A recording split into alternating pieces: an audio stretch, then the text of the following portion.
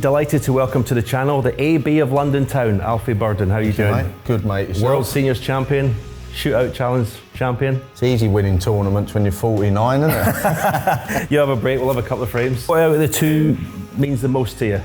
Oh, definitely the shootout. Because it's a ranking yeah, obviously. Yeah. I mean, I know what you'll think. You'll think it's absolute Mickey Mouse tournament, but... No, I don't. I don't think it should be a ranking tournament, but I mean, I don't think it's a Mickey Mouse because everyone's in it. Well, not some of the top players don't play anymore, but. But obviously, it was, you know, it meant a lot to me. It's at the end of the day, it is deemed a ranking tournament now, whether it should be or not. That's up for debate. Absolutely. But absolutely. No, it was a great buzz. It was just never lose it. Normal form. Left me the big pocket, like.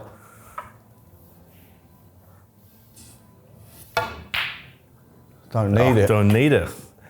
The only reason I was asking is because I thought maybe because the World Series at the Crucible. Yeah, I mean, such a buzz to win there.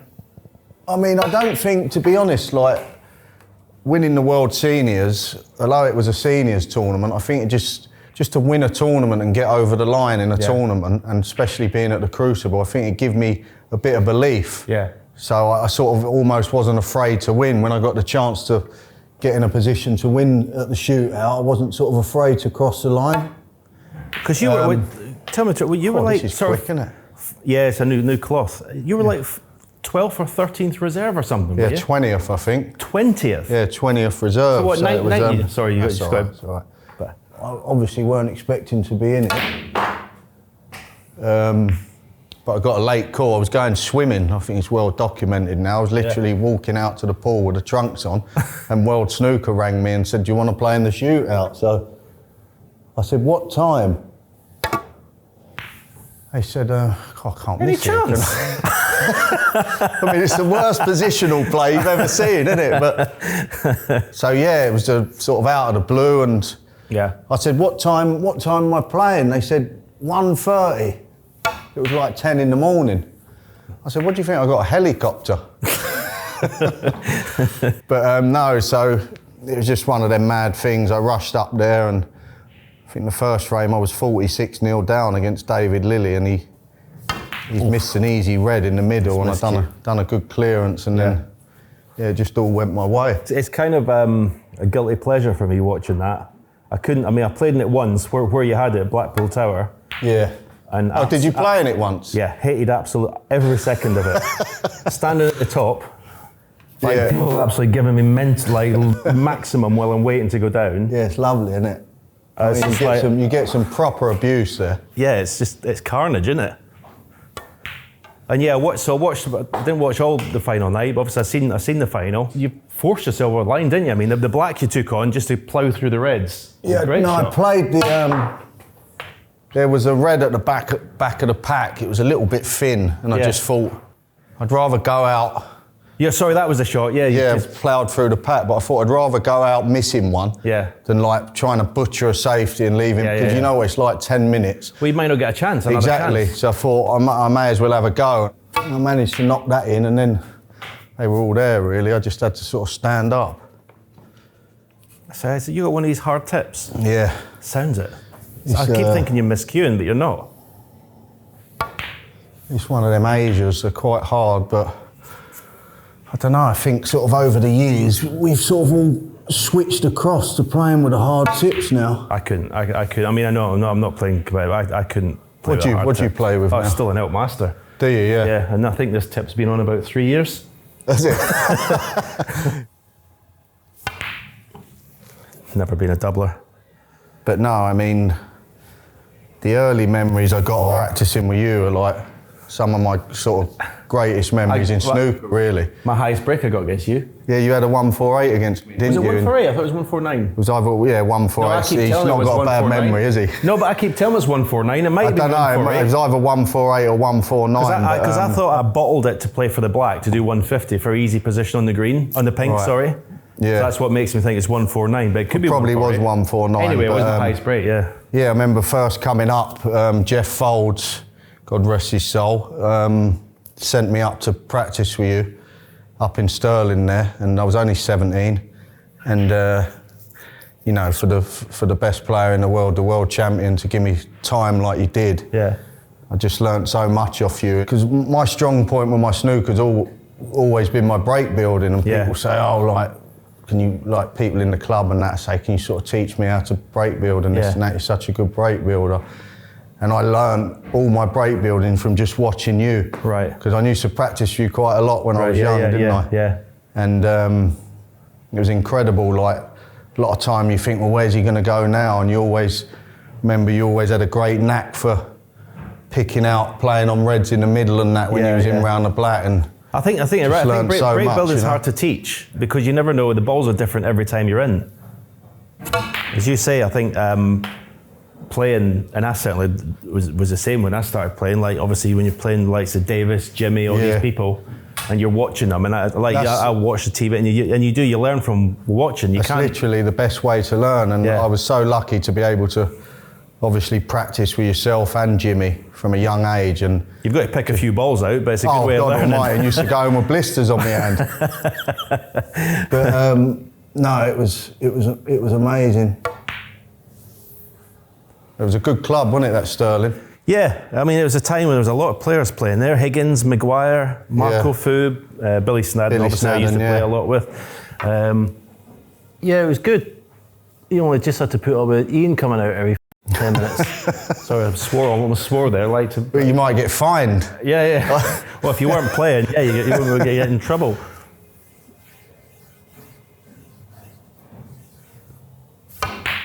No, Ian used to come out. Oh, God almighty, smashing the gaff up.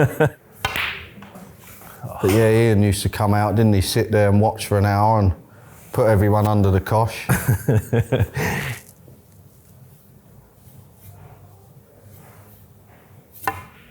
I just want to go back quickly to that shootout win. Was that premeditated, getting up on the table? No, it weren't, no. I don't know if everyone's seen when Alfie won it, he jumped up on the snooker table.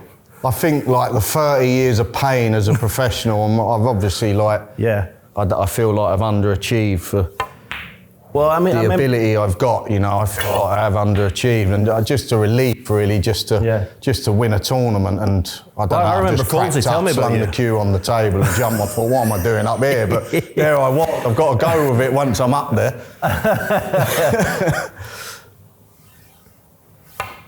Yeah, because I remember Foldsy tell me about you. Neil, saying that, you know, this kid from London, he's really talented and natural. But you were supposed to be a footballer, right? Well, I was. Football was my thing. I played for Arsenal till I was 16, and then they released me, and I went and signed for Swindon Town.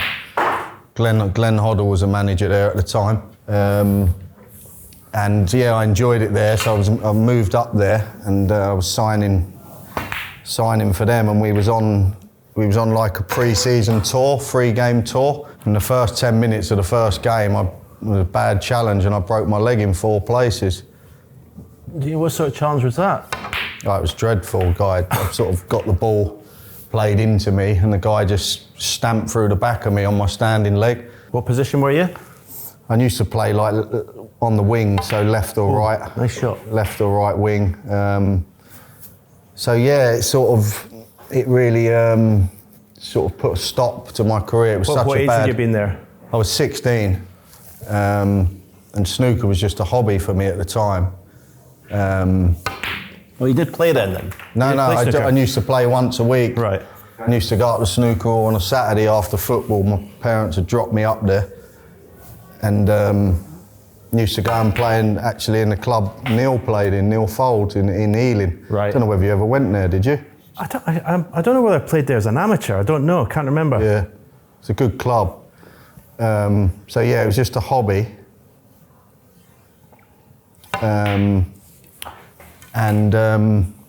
Neil always used to say to me, like, you got good ability. You could be a snooker player type of thing. And got to move your car. It's going to be towed away.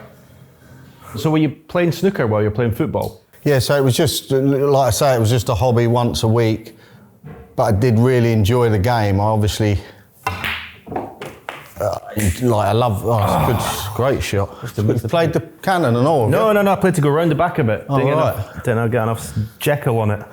I've got to use a Cockney rhyming slang. So Remember we used to do all them, didn't we, in Stirling? I used to teach you, and you thought it was great. But yeah, so it was just like the hobby, and then once I got the injury, sort of made a decision to. So I was never the best at school, so it was not going to be that route for me. Same as me. So it was, I spoke to my mum and dad, and I said, I'd like to give it a go with a snooker. Dad built a snooker room in the house, which I was lucky with that. Just practising all the hours under the sun. Right. And I went from probably I'd made a couple of hundred breaks. Just on your own practising? I was playing a lot on my own, and then obviously playing a bit with Neil Folds, a couple of the other lads locally, and I probably improved like 50 points in the space of a year. I went from a couple of hundreds. I made my first 147 when I was 16. I just improved really quickly.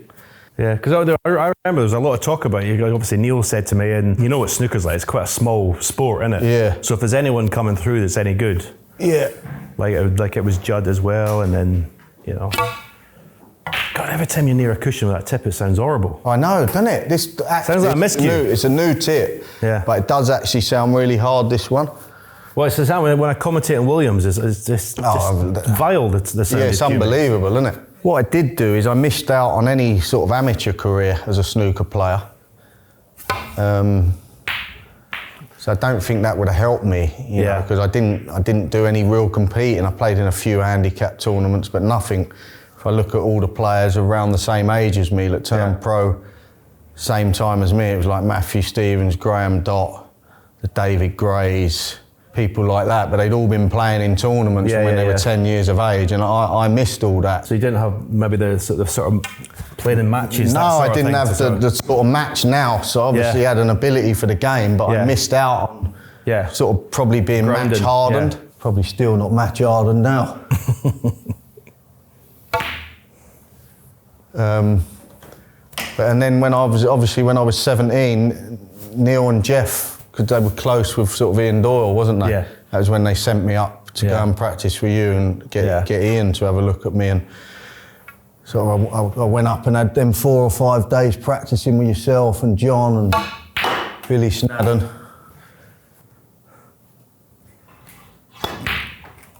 I've moved the green there, but you'll let me off that, wouldn't you? Yeah. That's fine. Yeah. How many years were you a pro before? Because you've obviously retired once. Nothing goes here. They're all over the gaff, but nothing goes. So I was a pro till from '95 to 2008. Right.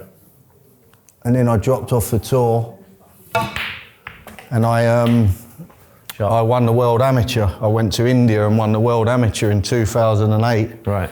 So that got me back on the tour. Right. What do you think you found most difficult in the pro? Because obviously to make you retire, what was the toughest thing? What you could have done better? I mean, it's tough financially, with a snooker. Like when you're in the lower reaches, going back in my earlier career, like at worst, there was like 6-8 tournaments, wasn't it? Yeah. And you could go to a batch of qualifiers, you could lose in 3 or 4 tournaments in a month. Over before he's even started. And like half your season's over. I found it very tough, and I suppose it's that it just sort of ebbs away your confidence, I suppose, isn't it? Yeah, and I was like... You find yourself like trying not to lose rather than trying to be positive and just playing? Yeah. Or did it affect the way you played? Or because you've always been attacking? Because when I come on the scene and obviously being left-handed and from London and all that, and a natural quick player, everyone's saying, oh, this is the next Jimmy White. Right, okay. And I don't think I carried that pressure very well, and obviously signed up with the world champions, best player in the world's management team, and all of a sudden all the eyes are on me. Yeah. Stephen Hendry's manager signed him. Yeah. This is the next Jimmy White. And I didn't handle that pressure very well. Because I remember Ian asked me about you. Obviously we had sessions, and I said, no, this boy is like supremely talented.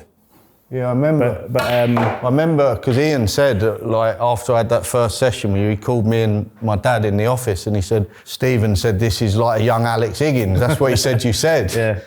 And I was like, wow, it just all happened quite quick, and I just didn't produce. I didn't, I'd done all right. I got to the Crucible when I was 20.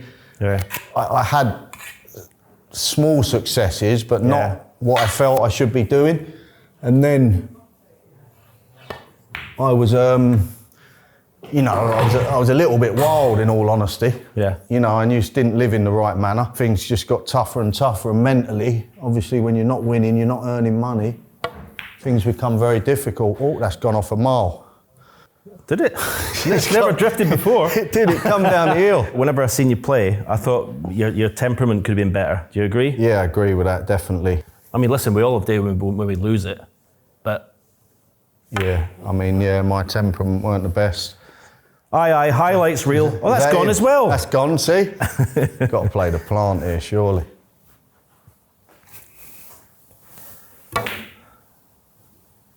Shot. So do you think that, because people, when I was obviously sort of turn pro, won sort of tournament, 18 and stuff, and everyone says, oh, you got to move to London if you're going to, earn money and whatever, and we always, I never wanted to, but Ian sort of, and my family said, no, you don't want to do that. Is it difficult? Is a lot of bright lights and a lot of distractions in London? I think it depends what sort of character you are. Right. And, you just enjoyed that? Yeah, listen, I loved the night out, and be the first to admit, I had miles too many nights out, and I didn't focus enough on my practice. Yeah. And because I must admit, you get in a rut of doing the wrong things. Yeah. And don't get me wrong, I've lived in a positive manner in good spells as well. I do a lot of fitness and try and get the nut down, but I've always had that Achilles heel where I'm a little bit on the wild side, and it don't really fit with being a top snooker player. So I think that would have been one of the main reasons I didn't do better. Yeah, because I think even Jimmy even realises that now, his career thing, isn't it? It's incredible how hard Jimmy works now at his game. Unbelievable. You sort of look at that and think, well, if he was doing that when he was 30, he would have... But he's had a great career anyway, I don't want to, but... Oh my God, he's an amazing career. But I sometimes think if... He kept running into a machine in the final of the World Championship. At the end of the day, you are what you are, right? Yeah, and maybe he wouldn't have done as well if he did sort of curb that and not have his sort of releases and nights out and stuff. Yeah. That's one of yours, isn't it? What's that? Positional shot. You like that one? Oh, come on. But it's weird. I still feel like I'm a bit older now, but I still feel like my game's all right. It obviously is, yeah. And it's one of them. If I didn't feel I could still win, I'd stop playing. Yeah. But I still feel competitive, and I still feel my game's quite good. That's something I actually wanted to ask you. Obviously, you retired quite young. Do you look back at the game now and see how sort of there's a lot of players doing well in their late 40s, even 50 now? Do you ever think you stopped too early? I basically stopped because my technique was shot. I had the yips and I couldn't play. Basically, there was half the shots on the table that I would have to avoid because I knew I couldn't play them. I just thought, oh, this is going on. Yeah. And I thought, I can't play like this. Yeah. I can't play with it must have been heartbreaking. I could come and play an exhibition with someone who can't make a 20 break. Yeah. But can play a shot that I can't play. Yeah. It's absolutely nuts. Yeah. I've heard you say about the yips and that. And is it something that you could have a bit of coaching and come through, do you think? No, you wouldn't have done anything different than maybe try and get out of that and carry on playing if you look back? I started with Terry Griffiths started coaching me, and I was sort of a couple of years into this feeling where it was good enough. I was still all right to get through matches and actually won the odd tournament, but it was enough to be annoying me. Winning tournaments if you were feeling like that. Well, I used to have 2 or 3 different cue actions in a match or a tournament, but it was bad enough that it was annoying me. So basically, I went with Terry. He sort of changed my action a little bit. He really shortened it up to try and go like that, to try and stop the sort of decelling bit and the sort of this. And it was. I got back to world number 1. Amazing. But I still wasn't hitting the ball. Every now and then, if I was on my own, I'd go back to a long action. It felt so good. Yeah. But there were still just shots I couldn't play. Do you find it amazing, though, how people this sort of late in their careers are still sort of producing? Unbelievable. I mean... What do you think the reason? Do you think it's more do you think we're struggling to get new talent, like British talent coming through now, or? I think that's the thing. If there was players coming through that were as good as the likes of Ronnie, John, Mark, they would struggle because the players would come through better. Maybe it's not other sports. Always seems to be a new phase of top players. Yeah. But there's no one. I mean, obviously the Sintongs and stuff who've come through. We've had Judd, they will beat. Sintong will beat John, Ronnie, and Mark more often than they beat him now. Yeah. Because he's just playing a different game. Yeah. He hits the ball incredible. And what is he's not. Everyone misses easy balls, but they're starting to miss easy balls now. Williams is unbelievable. Williams is, I would say he's my hero because he's got the best temperament I've ever seen. Oh, he's incredible. And he basically doesn't give a monkeys about missing an easy ball. He definitely cares more than he makes out. When he's on the table, he's trying he's an animal winner, isn't he? Yeah. That's the biggest thing about the three of them, is they're the biggest competitors, along with obviously myself and Davis. It's about being competitors. I'm claiming the first frame, you won that one as a decider. Decider. They're competitors at the end of the day. And that's what I don't know whether Zintong is. Yeah. Well, I think they need to be scraped off the table. What I was saying about me missing out on like an amateur career and that being match hardened when I turned pro, do you think there's a bit of that with the Chinese players as well? Do you think they do so much practice, but do they really compete at a young age? Are they playing a lot of tournaments? I don't know. For some reason, the Chinese players, it doesn't seem to hurt them as much when they lose. No. Which is something that I think you see all the top players actually hate losing. I mean, I watched Sintong in the UK lose to Zhang Anda and literally like smiling and laughing 5 minutes after it. And I thought, I don't understand it. No. It goes against everything that I am. Yeah, I know, yeah. So I don't know whether you didn't have any friends or anything, did you? You still ain't now, though. That's the best way to be. Friends are overrated, mate, they honestly. are overrated. I'm like that now. I'm quite happy now just staying in. As long as the football's on or something, I'm just like being at home. And cooking. I love cooking. You're not doing as much now. That was COVID, you were doing loads, like obviously everyone, but you don't seem to be posting as much now. Yeah, not as playing much snooker, now. playing too much snooker. Oh, I don't know about it. I've got the club now, haven't I? So, that's right. Yeah, we got the Hertford Snooker Club. I went in partnership with Hamid Mia, another snooker player. Yeah. And is it going well? Yeah, it is. Yeah, it's a nice little club. Is it pool as well? Yeah, so it's only a little club. We got 4 snooker tables, and we got 2 pool tables, and then we shoulder football. It's not because it's not the easiest business, a snooker club, is it? No, it's not. It's not. But I think where we're a small club, and there's nothing else really in that area snooker-wise, we're doing all right. Is that what you practice? Yes, that's where I play. Yeah, we got a star table in there. But I think, in a way, that's helped me. So I've only had that a year, and there's like an income coming in there, and I'm now sort of playing snooker because I want to play. Right. Okay. Obviously not on the tour this year anyway. Right. But I've been enjoying playing the seniors. Yeah. Like, I'll be perfectly honest, a couple of years ago I just was going to stop altogether, and sort of Jason Francis was very good with me, helped me and just have a chat with me and sort of encouraged me to play in a few of the seniors events. And it's getting big. I mean, the World Championship this year's got 24 players, 2 tables. I know, So it should be a good event. And like proper fields obviously, it's a good field this year, so I think I won it the right year. I think it'd be a bit tougher to win this year. Yeah. Well, you beat me last time up, didn't you, in the quarter-final? That was enough for you, wasn't it, losing to me? That was enough. I was so funny, though, because I couldn't stop myself going forever. I thought, I'm not playing safe. Yeah. So I tell everyone about this. I pissed myself laughing. So I'd gone for this shot, Leary, and you come out your tree, you went, you don't rate me, do you? Did I? I don't remember that. Yeah, I thought, he obviously don't rate me going for that. No, it's just the way I couldn't be. And it's one of the reasons I don't play now. I don't. What would you say about my game? Why would you think I've not done a bit better? I would think you probably your temperament has let you down. Yeah. And if you were saying, I mean, obviously I've sort of heard sort of rumours and stuff that you didn't do.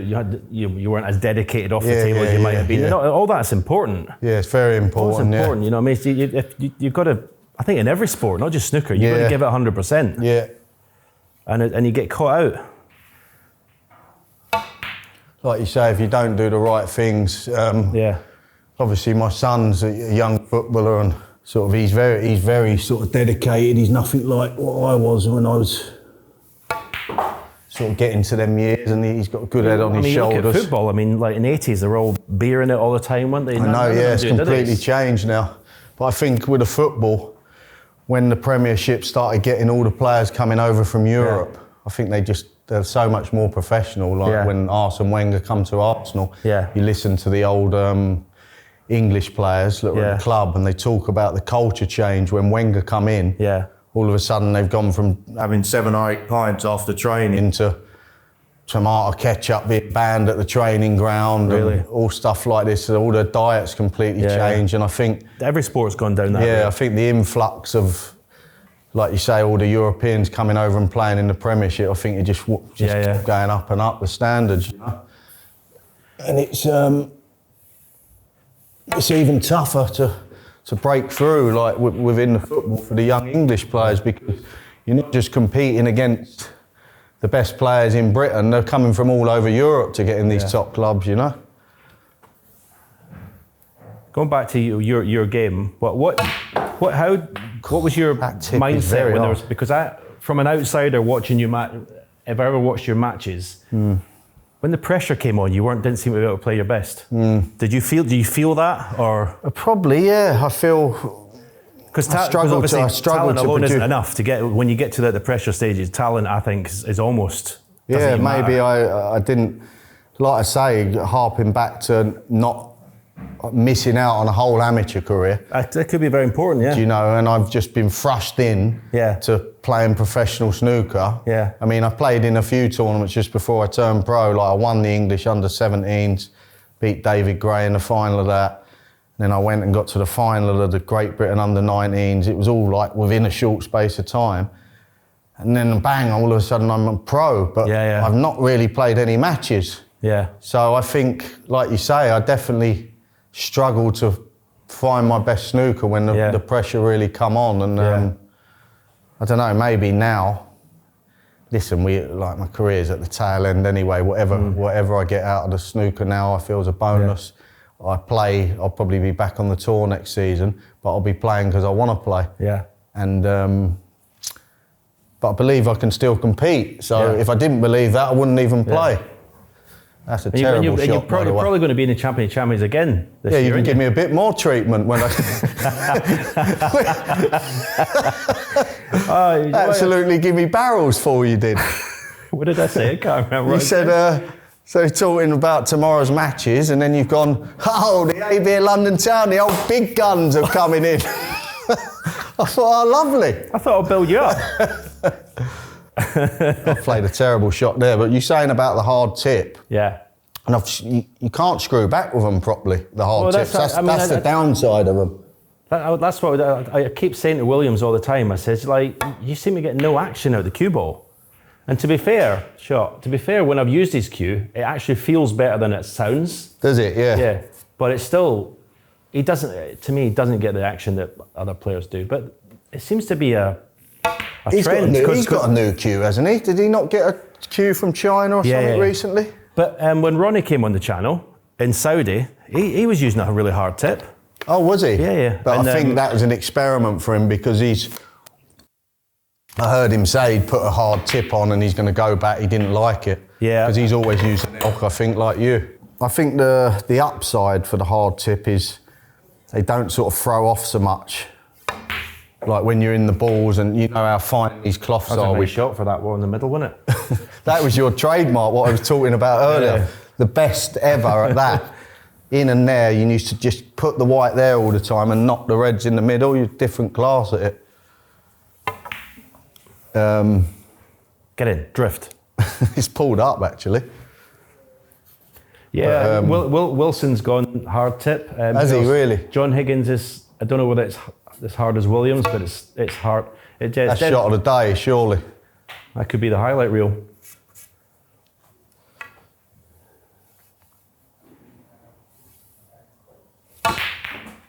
Shot. It's always a great feeling beating Hendry. The worst thing was you beat me in the seniors. You lost the final. I know, yeah. That was. Tell you what you did. Do you know what I was fuming about? I let myself down. Man. You went to the pub, everyone, on the day of the final. Yeah, I let myself down. I was like, cheers, yeah, thanks. Thanks, beat me, and then just like have a piss up on the day of the final. That hurt me, that, because I did let myself down. That's a big regret. Listen, I'm not making that as an excuse for losing. Jimmy beat me, but all my pals come up from London. And I'll be honest with you, at the time, I looked at the seniors thinking, just a bit of a laugh and all that. But now, no, I've completely... A laugh against me, you were like, tunnel vision. Like, what do you mean a laugh? Never seen eyes like it. Yeah, but luckily I put it right. And won it. But... So was Jimmy your hero growing up? Yeah, I mean, Jimmy obviously coming from London, and Jimmy was so great to watch, wasn't he? And to be fair, like Jimmy, like we're great mates now. He gave me so much time when he didn't need to, when I was taking up the game properly, 16, 17, and used to go over to his house with Ronnie Gross. Yeah. Ron would sit in the corner and Jimmy Snooker in my store, drink 2 bottles of vodka. We'd be playing like a monkey a set or something. Me and Jimmy, Ronnie Gross would be backing me. Right. But what an experience for a young player, like I was saying, playing yourself and Jimmy. But Jimmy gave me so much time and advice, and he's just different class, isn't he? You know. One of the things I admire most about Jimmy, and I've had when I had that sort of when I was playing some tournaments a couple of years ago, I had 2 or 3 practice sessions with him, and he's at every shot's a pint of blood, even in practice. He's unbelievable. He gives it everything, and I think that's. I mean, I admire that. Yeah, his focus is incredible. Yep. And when he plays well now, he still really does play well. Yeah. Like, I mean, he doesn't hit the ball as well as he used to. He's not got the touch that he used to do. But I think because of the work he's doing in terms of practice, that's keeping him competitive. Yeah. I mean, maybe not to the fact of getting through to TV stages of tournaments so much, or because you had another recent comeback, didn't you? But you didn't. Well, that's what I say. It wasn't a comeback. It wasn't a comeback. It was always just you just sort of played in a couple, didn't you? But you know what? I couldn't bring myself to put practice in. No, that's the hardest thing. I thought I would do it. I thought I would be able to go in the club maybe 3-4 days a week, maybe just a couple hours. In the end, that was too difficult. I mean, the lure of the golf course was too much, and I think that's the hard. Even for me now, like I still love competing. Like I get a buzz out of playing matches. I've got that competitive edge, but I do struggle. Practice. That's the hardest bit, I think. Well, even when you get older, isn't it? You know? Williams doesn't practice at all in between tournaments. He's never off the practice table while he's there. Same as John doesn't practice a lot in between. Does he not? Practice more than Mark. They got a unit, haven't they? The Scottish boys are all in the. And I don't know what Ronnie's doing in Dubai, whether he's putting a lot in or not. I don't know. So, listen, you're pro. 30 odd years. There's not much different you can do on a snooker table, is it? It's the same old stuff, isn't it? Yeah, but... At the end of the day. But if you don't put the practice in, you get to matches you can't compete, can you? Oh, no, I mean, I was putting no practice in, driving up to Barnsley, some leisure centre, like playing against someone that I've never heard of or don't even know. I mean, and to be fair to them, the standard's incredible. I mean, I was coming in down at the bottom, and the standard was good. Yeah. I mean, not like I don't think I would need to play much better to win some of the matches, but still, if you leave people in there, they're going to score.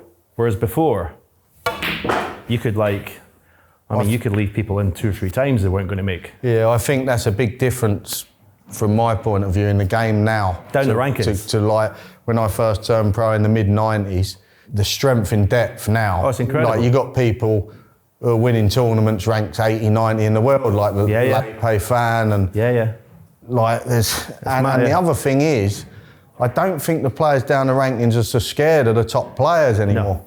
When I was a young player, just to get to a venue, the final stage, it was a big thing. All of a sudden you're in a players' lounge with the likes of yourself and John Higgins, Steve Davis, these are like all heroes of yours. But now, they don't seem to be bothered about the top players. Sort of anyone seems like they can win. Obviously, you've still got your top 4 or 5 in the world that still are probably that bit cut above, isn't they? But I mean, you look at when Ronnie's playing, He doesn't mix with anyone. Shot. He doesn't mix with anyone. Judd doesn't really mix with people. No, so still the very top ones don't really. Yeah. You love all that, don't you? When you see people ignoring each other. Worst thing is Selby. You see the camera goes on Selby before they walk onto the table. Yeah. He's chatting to the person he wants to play. Yeah, you hate if I was that, playing, I'd be like, off. But I think part of him knows it. Yeah. Unlucky. I think it's a different character, though, isn't it? I think of course it is. You do get in all sports where some people are more like yourself, just completely put themselves in their own little bubble and don't want to mix with other. But you do get the others that, a bit more. Just like talking to people, I suppose. Can I play a little trick shot to pop that? Probably not. We'll try this. Try this one. I'm not the best at trick shots, to be fair. Missed it by a mile. I'm going to change the pack. McManus would be fuming with that, wouldn't he? The angles on that one. Oh. He's brilliant. Fun enough. Tough table challenge. I don't know if you've seen this. Ali Carter's the top 89. Basically, start where you want. Yeah. And try and do what you do. Give it a go. You won't make 16. What's your high score at this? 81. All right.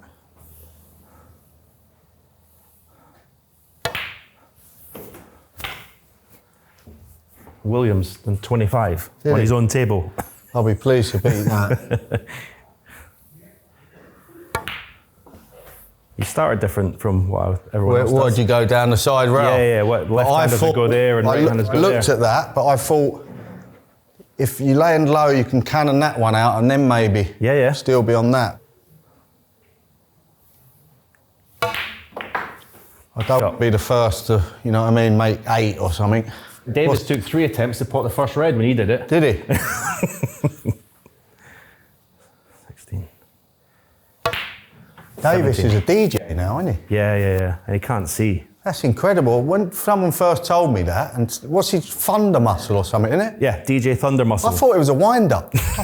I'm like, how can you go from a snooker player to a full-on DJ with a name like Thunder Muscle? I think he's just bought out his 4th or 5th CD. It's incredible. I mean, it's not music. I mean, if you heard it, you wouldn't believe it. Oh, what have I done? Well, I mean, how have you not just stunned Yeah, I thought that, and I didn't. I think this goes anyway. Mind you, it pulled up for you into this middle, I think. No, I'm all right. 24. Or is it 25? It's 25, sorry. No, I think you're all right. Well, it's 3 blacks and a pink. Because I took a pink, didn't I? Oh, 2 pinks, 2 blacks. Is it? Does anyone else know how much it is? Must be, yeah. It's 2 pinks, 2 blacks. Trying to cheat to get a better score. Yeah, he's played Glastonbury twice, I think. He's supported Blur at Wembley. Unbelievable. 31.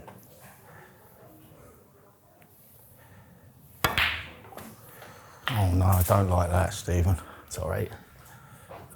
Maybe the little hard tip though might do you. 38. $39. Who would have been your best mate on tour? Jimmy or? Jimmy, Anthony Hamilton was very close with. We played in the same club for about 12 years in North London. He's a great guy, I bet you picked a few balls over him. He can score. Oh, he was a phenomenal machine. Player. Like some days you go home literally and you've potted about 4 balls. Yeah, he's a machine. When he goes on one, he just don't miss. But yeah, he's a great mate of mine. Wouldn't say I got loads. 47. Because a lot of my mates are more football based. Shot. I'm not on the red low, am I? Why did it too thick? 54. Barney, innit? Well, I don't know. I fancy drilling this one in down the rail. Do you think the Barney is a shot? Well, you could play this one. You'd take the red out and everything, but I mean, I don't know. I'm the worst doubler in the world, so don't go by me. Oh, dear me. I've got a bad cannon on that red on the cushion, to be fair, and I landed tight on the rail. This one, I think, is the one.